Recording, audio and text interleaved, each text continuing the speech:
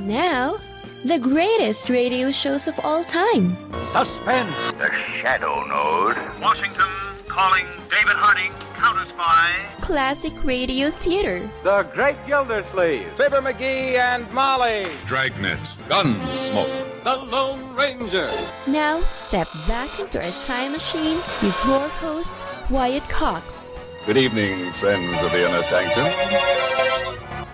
The rather abrupt exit of the Frank Sinatra-helmed Rocky Fortune left NBC with a bit of dilemma what to put in that 25-minute time slot. Fortunately, they had another alternative. Dane Clark stars as Crime and Peter Chambers. This episode of the show was from June 22nd, 1954, Café Tropical.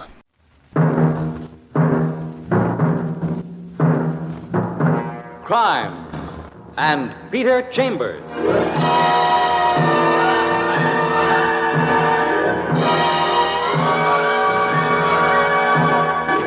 Created by Henry Kane, transcribed and starring Dane Clark.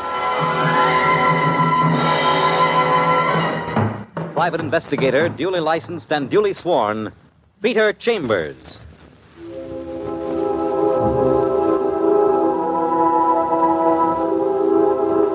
You're a private eye. That's your business. Anything else? That's for laughs. It's mid-afternoon, and you're in a nightclub on business. There's nothing more ghastly than a nightclub in the daytime. Reminds you of the whitewash inside of an unfinished coffin. Anyway, this one's called the Café Tropical, and in the nighttime, when its tinsel isn't showing, it's considered quite swanky. Mr. Chambers? Yes? I'm Bruce Eldritch. I'm delighted that you could come. Bruce Eldritch, prospective client. He's one of the owners of the Café Tropical, about 35, well-dressed, and quite good-looking. And quite composed, except his eyes are nervous. I take it that you know what happened here last night? Well, your partner, Paul Maxwell, he caught up with a slight case of lead poisoning. He was shot to death right here in the club. So I've read in the newspapers. Observe the architecture of our little nightclub here. Now, there's this narrow little room where the bar is. Yeah? And off there's the archway which leads into the club proper. That's where we have our entertainment. And, this stairway right here? Now, that leads upstairs where Mr. and Mrs. Maxwell have their apartment. Oh, the guy that was killed? Yes, he and his wife, Claire. This was, well, sort of their town apartment. Very cozy. Last night, our entertainment was in full blast. Paul Maxwell, was seated out here at the bar alone. He was shot and killed. He slumps over. Nobody's the wiser. Tobias, the bartender, thinks Paul has grabbed a little catnap. And it's definitely established by the police that he was shot from the main room, through the archway. Now, what about the gun? Well, sir, one of our patrons, the distinguished book critic, Mr. Charles Morse, felt something strange in his top. Now, wait. Don't tell me that turned out to be the murder gun. Yes, it did. In the rush of the crowd, the culprit probably slipped it into the first strange pocket he found, which turned out to be Mr. Morse's. And what did this Charles Morse do? Well, he turned it over to the management, which in this case was Mrs. Maxwell, Claire Maxwell. The new widow. Well, how many people in this management? There were 3. Paul, myself, and Claire, equal partners. Claire also acted as hostess. So, what happened then? Well, Mr. Morse waited for the police, told them the story, and that was that. The police, of course, now have the gun. Okay, Miss Eldridge, where do you fit me into this? I have reason to believe that it was my gun. What? I owned a gun like that. I have a license for it. 2 days ago, it disappeared from my apartment. Now, Mr. Chambers, I want to retain you right now to find out who stole that gun and who murdered Paul Maxwell. Well, don't you think the cops will attend to that? That's just what I'm afraid of. They'll attend to it, and they'll come up with me. Guns can be traced, can't they? I see what you mean. There's a $500 fee in it for you, sir. All right. Now, just where were you about the time Paul Maxwell was killed? Inside, the main room. I was seated at a table with Claire Maxwell, Charles Morse, and Ruth Benson. Who's Ruth Benson? She sings here in between shows. What were you people doing at your table at the time? We were watching the show. New act. Calvin Cole, wizard on the Afro-Cuban drums, and a dancer, Menaja. All right, now, explain to me how a guy can get shot from the main room to this bar here without anybody hearing the shot or seeing the flash. Well, Mr. Chambers, you see, there was a show. Good afternoon, Mr. Eldritch. Well, hello, Mr. Chambers. Oh, you know our bartender, sir. You know Tobias? He knows a lot of bartenders. I used to serve him when I worked in PJ's. Toby Tobias, lank and thin with a shock of hair falling over his forehead. And the wise old ageless eyes that seem to be the trademark of bartenders born to be bartenders. Well, Toby, would you explain to Mr. Chambers how a shot can be fired and a man killed during our entertainment without anyone being the wiser? It'll be my pleasure, Mr. Eldridge. You know who we got here, don't you, Mr. Chambers? Yeah, Calvin Cole, they tell me, and his Afro-Cuban drums and Manaja. Yeah. Oh, now, here's how it works. The lights go out, you see, with a small spot on Calvin. Now, he raps them drums like gunshots. Then this Manaja comes out in a wild veil dance, and they work the lights like flashes of lightning around us. So, a shot from a real gun, it gets covered by Calvin Cole's drum beat gunshots and then flashes of lightning around this Manaja. Oh, I get it. Is Mrs. Claire Maxwell upstairs? Yeah, she is. Is it okay, Eldridge, if I go up and see her? I don't see why not. Well, thanks. It's the door at the head of the stairs. Yes? Who is it? Mr. Eldridge said I could speak with you. May I come in? You may. She sits down, crosses her legs, and lights a cigarette. She's blonde, blue-eyed, on the sunny side of 40, and she's got her points. She's also got a pretty good temper, it seems. What is it, please? My name's Peter Chambers. I'm a private investigator, and I've been requested to look into the events of last night, so, Oh, you've been requested, huh? Yes, ma'am. Well, listen, you private eyes in books, private eyes in radio, fine, a lot of fun. When it comes to real life, I don't go for it. We got the police, and the police are working on this, and I'm cooperating with them fully. So do yourself a favor, young man. Get out of here.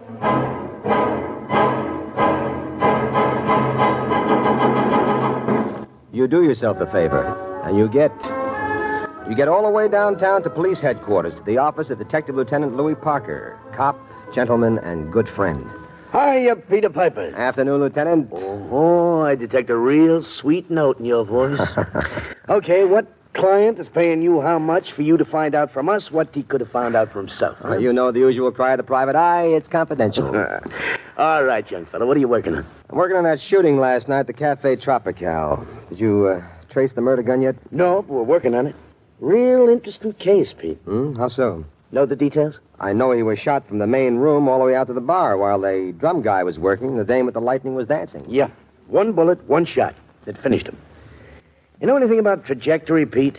An angle of entrance? Hey, them's fancy words. I got them from my science boys. Trajectory tells you about the flight of a bullet. Angle of entrance tells you from what direction the bullet came. And my science boys measured it perfectly.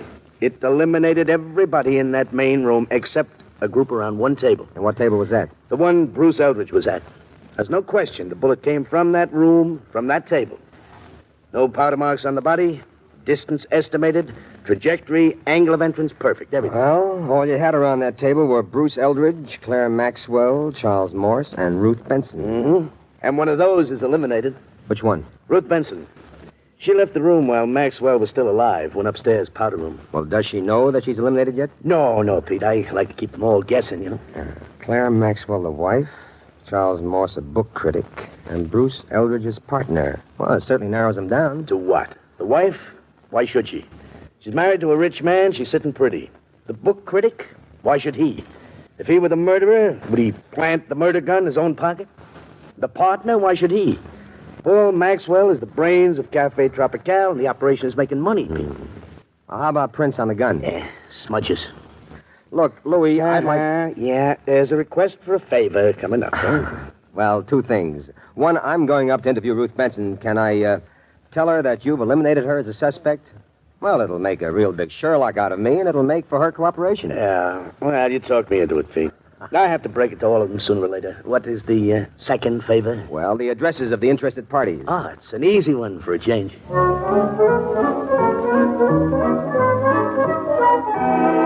June 22nd, 1954, Crime and Peter Chambers on Classic Radio Theater with Wyatt Cox.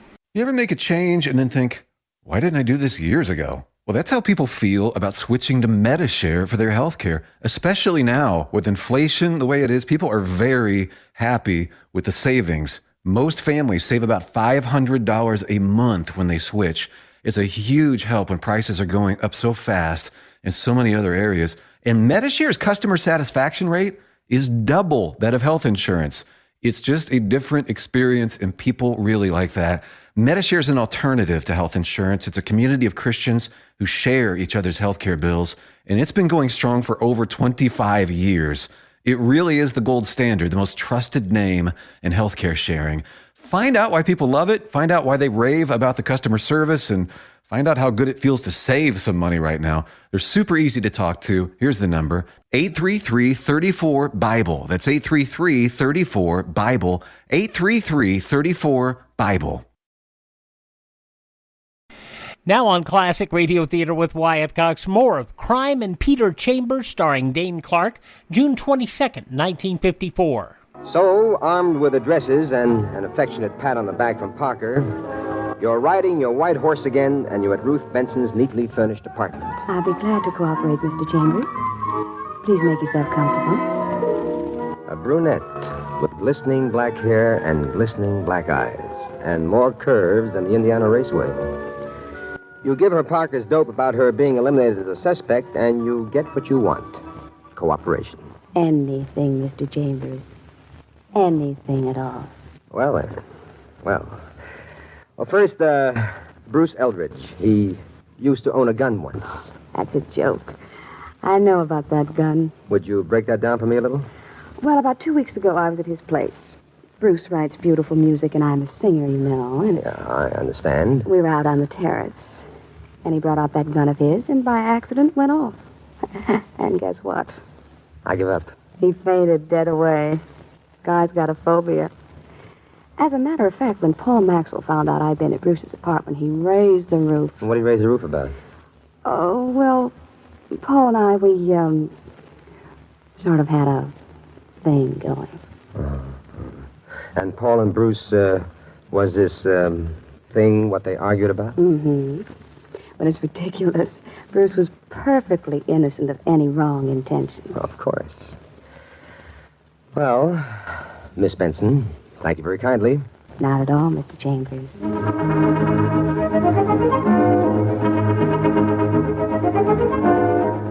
Next stop, the book-lined retreat of Charles Morse in Greenwich Village. I welcome this visit, sir. I've always been keenly interested in the myriad and varied operations of the private investigator. Charles Morse. Tall, slender, great-templed, and distinguished. He's sipping brandy from an oversized snifter glass. A drink, perhaps, Mr. Chambers? No, thank you. Oh, shall we get on, then? Mr. Morse, are you a frequent customer at the Café Tropical? Frequent and regular. An ardent patron, shall we say. Good. A man of your intelligence, it's a help. How come you're so good a patron of a saloon? Well, sir, it's difficult to put it into words, but I'll certainly try. Well, that's real sporting of you, sir. Are you perhaps chiding me? No, I ain't doing a thing except fishnetting for facts. Well, about my being a patron of saloons, let me see now. A good many of us, you see, in my profession, book critics, are frustrated writers, and I'll admit to being one of those. Our creative abilities just do not measure up to our desires. So I'm a rather heavy drinker, and in consequence, an excellent customer of watering spots like Café Tropical. Good enough. Do you know anything of a scrap between Paul and Bruce Eldridge? No, I do not. All right, then, Mr. Morse. Thanks for the use of the hall. But it was most stimulating, Mr. Chambers. I'm at the cafe almost every night, you know, so if you have any further need of my assistance in any way at all, please don't hesitate.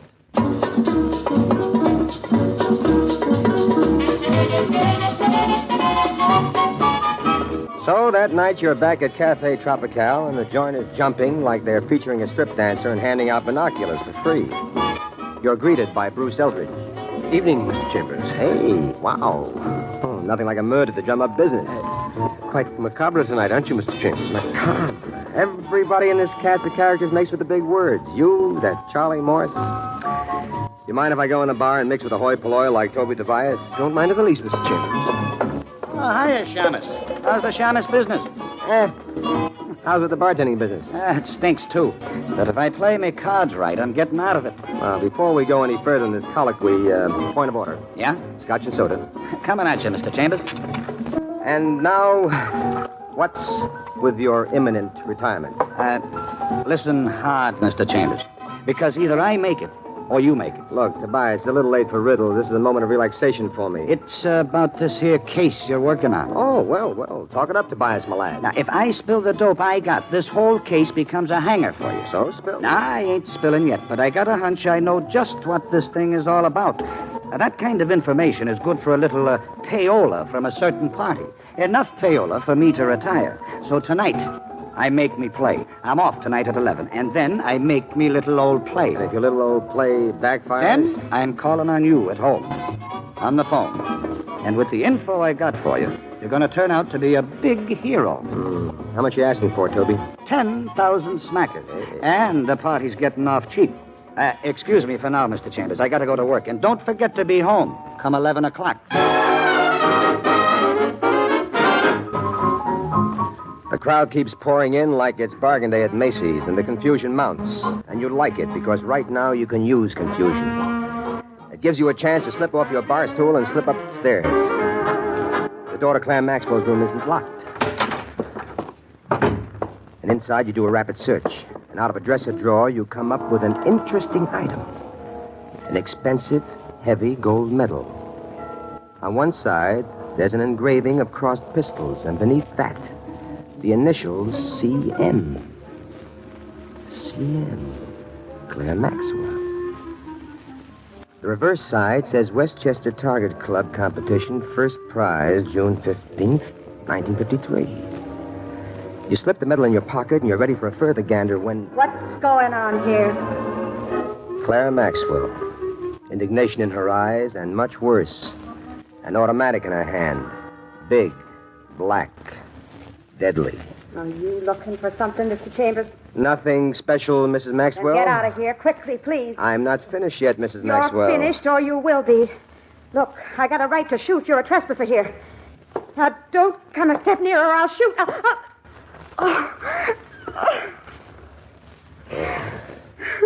Now, I've got the gun, and you've got nothing but, let's say, a guilty conscience. Because you meant to shoot. Get out! Get out! A little lesson first, Mrs. Maxwell. Right here, see? You see? This is a safety catch. The gun don't go off unless the safety catch is unhooked. That's for next time. Now, for now, I take the clip out, throw your gun back to you like so, and I say, bye now.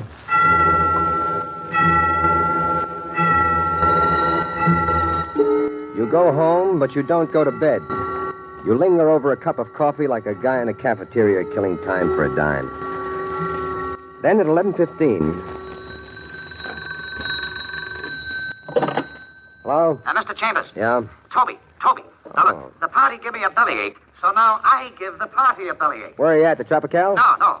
I'm in a little broken-down saloon on 3rd Avenue and 56th. I want you to meet me here right away. Oh, what happened to your retirement plans, Toby? I ain't going to retire, but the party is.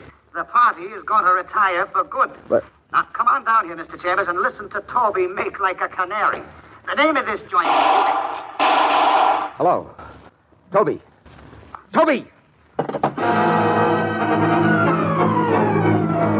You get to 56th and 3rd fast, but not fast enough because the cops are there already.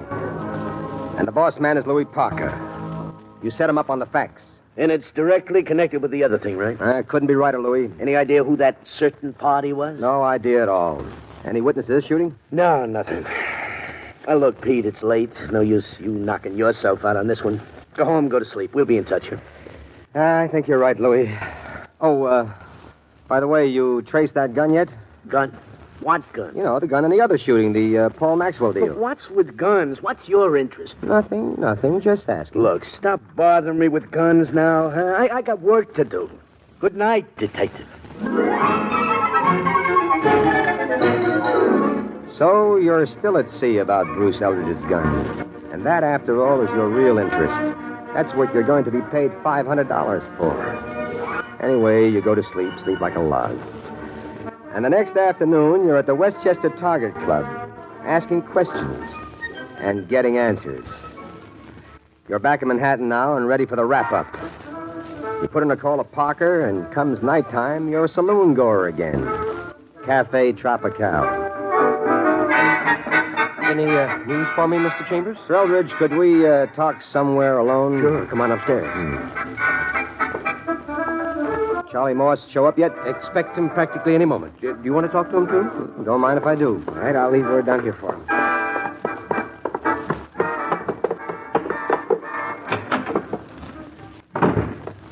All right, then, Mr. Chambers. Mr. Eldritch, why didn't you tell me there was bad blood between you and Mr. Maxwell? Well, I wouldn't. Over Ruth Benson. Well, because I don't believe in washing dirty linen in public. Now, look, Mr. Chambers, I didn't kill Paul Maxwell. I was told you people wanted to speak with me. Mr. Chambers, I said I didn't kill Paul Maxwell. I know that, and I'm not accusing you. But I am, however, accusing him. What? Charles Morse? I'm accusing him of the murder of Paul Maxwell and Toby Tobias. Have you gone out of your mind, Chambers? Now, listen, my dear cultured book critic. You see this medal? See it? Which I found in Mrs. Maxwell's room? Well, that set me on the right track. Medal? The initials on it are CM. I thought it was Claire Maxwell. But this afternoon, I learned at the Westchester Target Club that CM was for Charles Morse. And on the strength of that, you're accusing me. Only one of 3 people could have killed Paul Maxwell. Yes, that's right. The police have already informed us of that. Bruce Eldridge, no soap, a gun phobia. Claire Maxwell, no soap, because she pulled a gun on me yesterday. And she didn't even know how to flip the safety catch.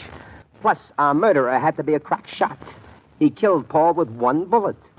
June 22nd, 1954, Dane Clark in Crime and Peter Chambers on Classic Radio Theater with Wyatt Cox. The conclusion follows these important messages.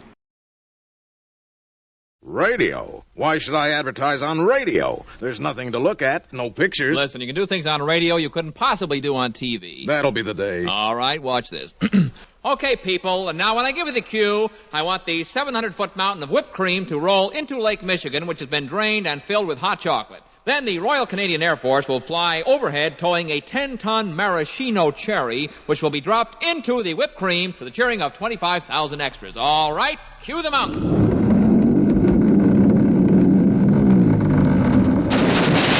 Cue the Air Force. Cue the maraschino cherry. Okay, 25,000 cheering extras. Now, you want to try that on television? Well... You see, radio is a very special medium because it stretches the imagination. Doesn't television stretch the imagination? Up to 27 inches, yes. She was born in a humble shack amidst the lemon groves of Goleta, California. Mommy, don't cry. You know what they say? When life gives you lemons, make lemonade. I was gonna say life sucks, and then you die. But I like yours better. And with that, Alexandra Johnson launched her lemonade stand. Lemonade, nickel a glass. Every day, even during the frigid California winters, a bone-chilling 72 degrees, you could find her. You can have it sour, you can have it sweet. Little girl's lemonade will knock you off your feet. The little girl with the sour brew wanted more, national distribution, franchises, and so she rolled out a well-budgeted advertising campaign. Me and the rest of the dock workers only drink little girl lemonade. She was made president of the International Sour Drink Association and chosen to give the keynote speech at their convention. You all set with words of wisdom, honey? You know what they say, Mommy. Always advertise so consumers think of your product first. I was gonna say never swallow a lemon seed or a watermelon on your tummy. This fabricated but interesting story is to remind you that it's called advertising and it works. Put your message on this national advertising platform by emailing classicradiotheater@gmail.com. classicradiotheater@gmail.com.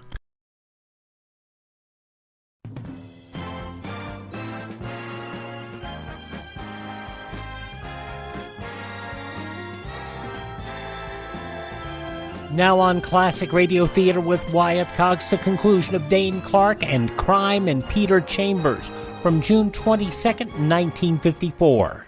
That, my good friend, leaves us... That is all, Mr. Chambers.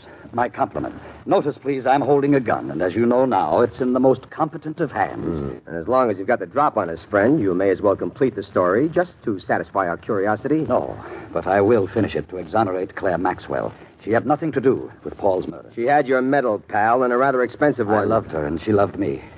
We asked Paul, we begged Paul for a divorce, but he wouldn't accede, so I figured out the next best way. I went to Tobias with the big eyes, added 2 and 2 together, and tried blackmail. I was then compelled to dispose of Tobias, too. And now, what kind of chance do you think you have now? I don't know, but I'll find out. I intend to make a run for it. So, I backed to the door, and remember, gentlemen... Okay, Charlie, drop the gun.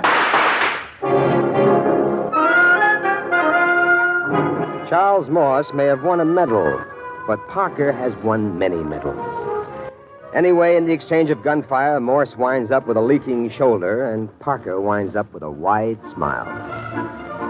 And the next day, seated in your office, you thank Louis Parker for his nick-of-time heroics, and you're back to your favorite subject. Louis, just for kicks, was that original gun traced yet? No, and I got it right here. My bet is he bought it in the hot shop.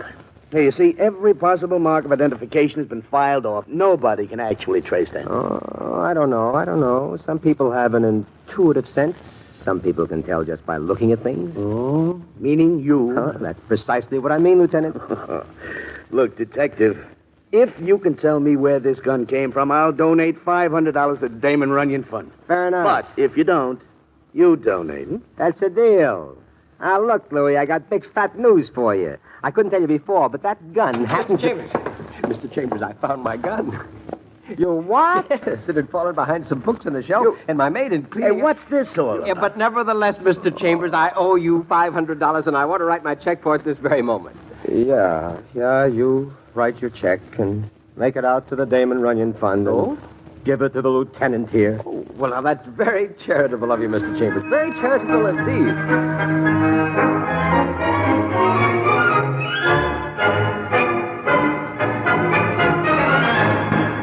And there you've had Crime and Peter Chambers.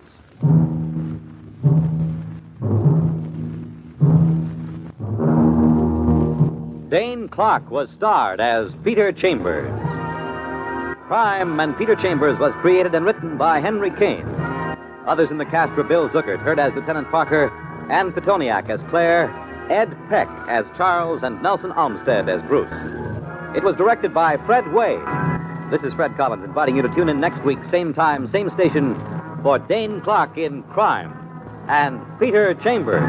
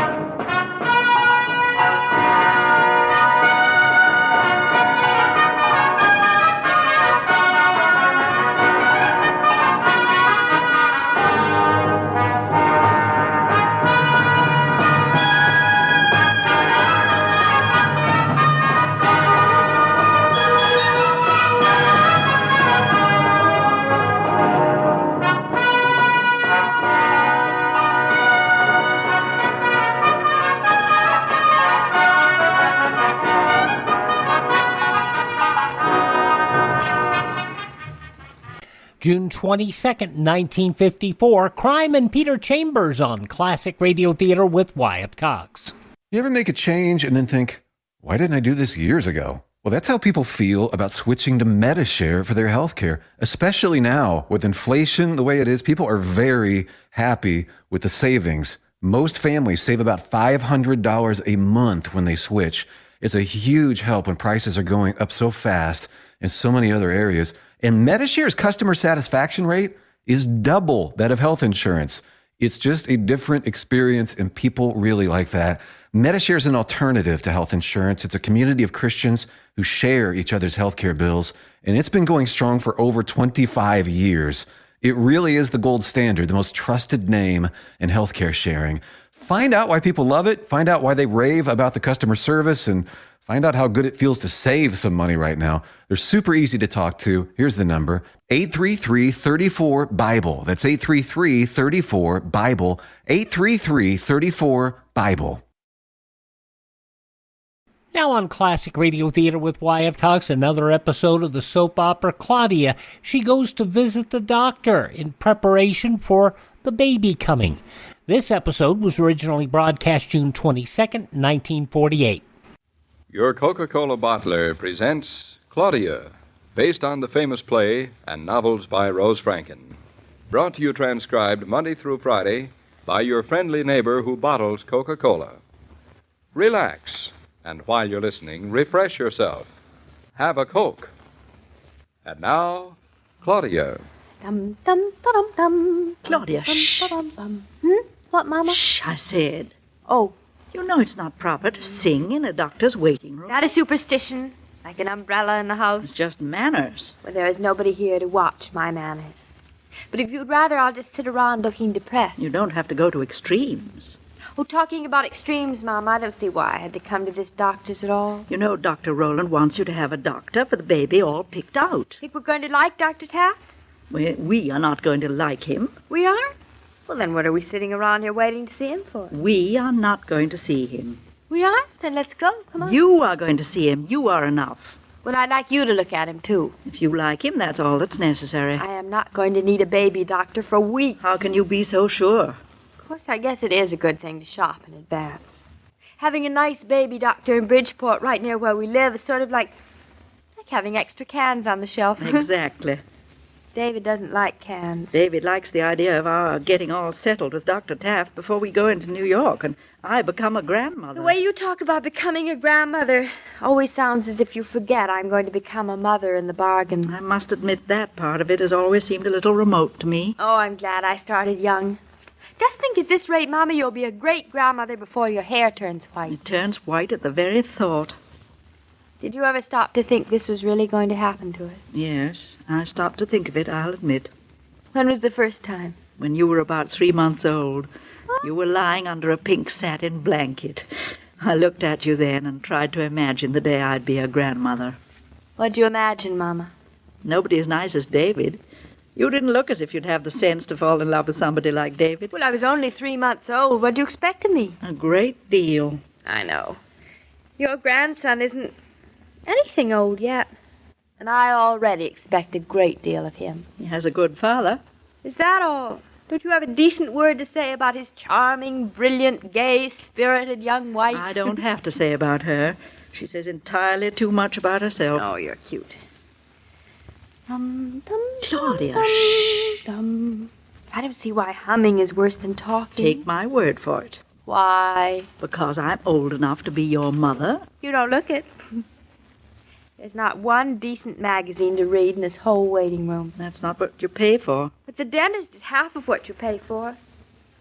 Don't you think this waiting room's kind of dull? It's very neat. It's too neat. It hasn't got any oomph. Claudia. Well, does it? Mrs. Norton? Yes? Dr. Taft is ready for you. Coming, Mama? Get along with you. Don't keep Dr. Taft waiting. Follow me, Mrs. Norton. Bye, Mama. If you want to become a Boy Scout, read one of those magazines. It tells you how. Why isn't everything painted white? Looks like the inside of a refrigerator. Go right in, Mrs. Norton. Hello. I'm Mrs. Norton. Oh, yes, Mrs. Norton. Please sit down. I'll be with you in a moment. Oh, yes, thank you. I'm just reading over your case history. My case history? I sound like a problem. Not at all. As soon as you called for an appointment, I telephoned Dr. Rowland. Had him send up a medical on you. My, that was very efficient of you, wasn't it? It's always preferable, when possible, to be informed about the child's background before the child crosses the doctor's threshold. Oh, I like to know my doctor, too, so I quite understand. Now, let me see. The child is expected... The end of this month. Personally, I think it's going to be June 27th. Mothers are notoriously incorrect about birthdays. Oh, I'm pretty good at hunches. Babies are no longer born on hunches, Mrs. Norton. It's all very methodical. Well, I don't know as my son is going to like being a methodical baby. It will not mind, I assure you. Now, you're expecting to have it born in New York? Yes, it's all been arranged for him that way. And you will return to Eastbrook approximately 2 weeks afterward. I wish we could hurry things up so we could get back by the 4th of July. It'd be sort of nice to celebrate the 4th of July in our own house, with our own baby. I don't suppose it's too important. Now, Mrs. Norton, this is the routine I'd like you to observe.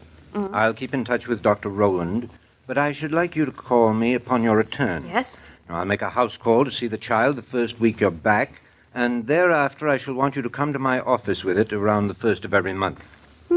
Like a bill. On my first house call, I'll examine the child and decide upon the formula for it. Yes. Then, according to its weight and eating habits, we shall vary its diet. This all sounds too much like a railroad timetable to me. Strict adherence to rules, cautious observance of a child's idiosyncrasies, watchful eye, and punctuality are the greatest insurance toward the growth of a healthy, normal, well-adjusted child. That doesn't leave much to luck or ancestors, does it?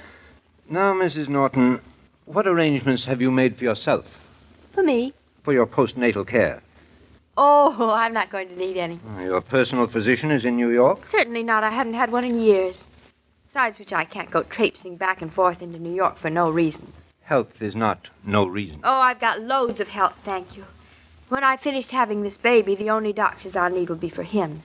But he'll be healthy, too. I can see I'll have to discuss this with Dr. Rowland. Now, I know several good men here in Bridgeport, which is quite convenient for you. I'll give you their names in case you want to speak to your husband about it. Well, now, Mrs. Norton, I guess that's all we have to discuss. Just one thing while I'm here, Dr. Taft. My husband has a trick knee. I think he got it in track at college. Your husband? Oh, he's all right. It's just his knee. And you know how men are. He just can't be bothered doing anything about it. Well, I suggest your husband see Dr. A.F. Morrison. He's an orthopedist. Well, that's just the point. My husband won't see anybody. I thought if you could just tell me what to tell him he should or shouldn't do. I'm afraid that wouldn't be very proper, Mrs. Norton. You just have your husband run in and see Dr. Morrison. I wouldn't dare advise him, particularly sight unseen, as I limit my field rather specifically to children under 6. Then you wouldn't be interested in David, certainly. It's been nice meeting you, Mrs. Norton. My regards to Dr. Rowland when you see him. And that's supposed to be pretty soon. Goodbye, Dr. Taft. Come on, Mama, let's go home. Claudia, what's the matter? Nothing except I feel like a carrot being put through its paces in a model kitchen. What on earth are you talking about? And I'll bet you, Mama, that David won't like being a parsnip. And when tonight he hears that our son is being treated like a mere Brussels sprout, he won't be so happy about that either. David, he was wearing a white coat and spectacles, and he had much less hair than you have, except it grew on the back of his hands. And his desk was enormous, and he didn't have a thing on the top. Just like his hair. And the walls were painted white, the floors were shiny linoleum, and the whole place made me feel as if I were a vegetable in a deep freeze. Well, from what you've told me, my little vegetable, he sounds like a very good doctor. Doesn't sound like a doctor at all to me. He's more as if he were going to carve up a white mouse. There's nothing the matter with that. He's probably a very fine scientist to boot. I don't care how fine a doctor or scientist he was. His office was just like a hospital. The more you say, the more I have confidence in this chap. Oh, you. David, he didn't give me any sense of him. What kind of a sense of him did you want him to give you? I don't know. If he were like a father or a brother or even just an uncle. But he wasn't. He was like somebody who's nobody to you at all. Now, look, darling, you've only met him once. Now, give him time. Not everyone gets senses as quickly as you do. I just can't seem to make you understand it all. Why, he even called our son an it. Which is all that he is right now. You certainly made a turnabout face. Nothing of the sort. I merely feel that if Dr. Rowland recommended Dr. Taft, he's probably a very fine child specialist. And if he's cold and scientific, that shouldn't be held against him. You don't choose a doctor because he has a very nice brown eyes or because he's fond of dogs. I bet you Dr. Taft wouldn't even touch a dog. I bet you he'd say it was unsanitary. It probably is. You traitor! Look, darling, Dr. Taft is representative of the new modern kind of doctor. Well, I prefer the old-fashioned kind, like strawberry shortcake. Look at all these cards he gave me. A doctor for this, a doctor for that, a doctor for the other thing. It's very modern and practical. How would you like it if you got sick and had to send an arm of yours to one place and a leg to another and your head to someplace else? I probably wouldn't like it at all. No. Though if that's what you did, I probably wouldn't know the difference. Can't you be serious, David? This is important. It's our first doctor. I am serious. All right. It's thumbs down on Dr. Taft without even giving him a chance. I'm afraid so. I'm not going to go to him. All dressed in white like that? He looks like a doctor. Well, he is a doctor. Well. Look, darling, I don't insist on Taft. It's important you like and trust the man, whatever the reason. But we have to find a doctor, and in the next few days. I'll find one. A good old-fashioned kind of doctor with smiling lines around his eyes and nice, kind hands. Now, are you planning just to walk up and down the streets looking for him? There's not that much of a hurry, darling. Maybe there is. We can't estimate what trouble or misfortune life is going to deal us, but we can be prepared. Don't talk like that. We've got to. I know. I'll find a doctor, darling. Trust me. All right. Now, how is your knee? Fine. How's yours? Beautiful, but that has nothing to do with it. I saw you limping when you came in, so answer my question. How is your knee? Oh, my limp's much better. Dr. Taft said... Did you discuss my knee with Dr. Taft? Just a little. Just a little? Well, anything wrong with discussing... The picture is getting clearer. I was perfectly willing to discuss it more, but he wouldn't.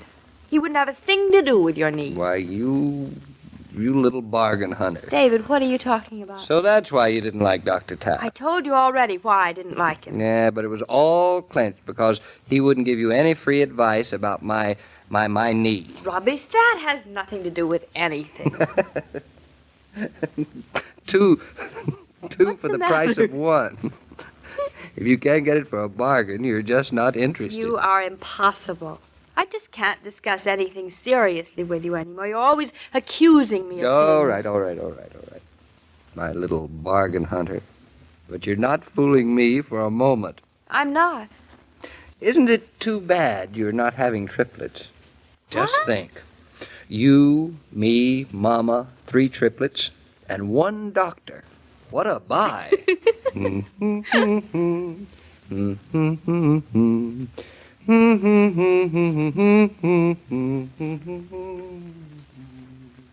Genuine hospitality is as rewarding to those who extend it as to those who receive it. In that way, it's much like friendship. But many people work too hard at it, just as they pursue friendships too hard. The moral of my little tale, as you perhaps suspect, is that hospitality needn't involve effort. In fact, it's better when it doesn't. An ice-cold bottle of Coca-Cola, offered with grace, says welcome to anyone's satisfaction. And it permits host and guest to enjoy the pause that refreshes together. Well, it looks as if we're no nearer to a baby doctor than we were this morning, doesn't it, Mr. King? Claudia doesn't like feeling like a test tube, does she? I never realized it, but my daughter is a perfect pushover for the bedside manner, isn't she? Not so much the bedside manner as the horse and buggy manner, I'd say. She's going to have a mighty difficult job getting that kind of doctor nowadays. Well, if there's a good old-fashioned kind of country doctor around, Claudia will find him. I hope so, but if she does, it'll be more luck than brains. It'll be both. Be around tomorrow, Mrs. Brown. You'll see what I mean. I'll be here. Goodbye, Mr. King. So long, Mrs. Brown. As I was about to say, every day, Monday through Friday, Claudia comes to you transcribed with the best wishes of your friendly neighbor who bottles Coca-Cola. So listen again tomorrow at the same time. And now this is Joe King saying au revoir. And remember, whoever you are, whatever you do, wherever you may be, when you think of refreshment, think of Coca-Cola.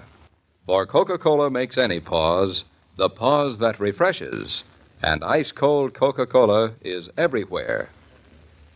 This broadcast of Claudia was supervised and directed by William Brown Maloney.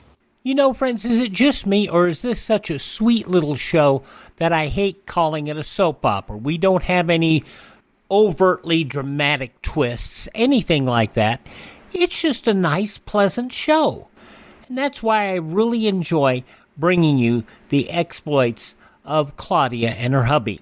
That's Claudia from June 22nd, 1948, here on Classic Radio Theater with Wyatt Cox. Please thank this station and support their advertisers. It is their kindness and courtesy that allow us to be with you each and every time we roll around here on your favorite radio station. And if you miss a day on this station, you do not have to miss a single show. Our shows are available through iHeartRadio, through Spotify, through Spreaker, through Apple Podcasts, Google Podcasts, through Amazon. Apparently, they're also available through the Alexa. So you can tell Alexa to play Classic Radio Theater with Wyatt Cox. Yeah, Classic Radio Theater with Wyatt Cox. And don't forget, we've got a webpage, classicradio.stream. There you can stream our shows. You can learn more about classic radio collecting. You can find all of our social media links, and you can buy me a coffee if you want to. If you go to the Buy Me a Coffee link there, you can also help support this program. You can buy me a Dr. Pepper. A lot of that money, though, is going to go to finding brand new shows from the collectors groups that I'm connected with. That's at classicradio.stream. Thanks for tuning in. Tell all your friends the great radio shows are right here at this spot on the dial. Classic Radio Theater with Wyatt Cox on your favorite radio station.